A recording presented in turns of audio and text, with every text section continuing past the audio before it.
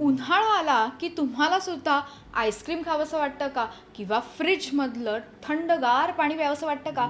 पण हे जर तुम्ही करत असाल तर आजपासून थांबा. कारण का ह्यामुळेच तुम्हाला अनेक आजार होऊ शकतात.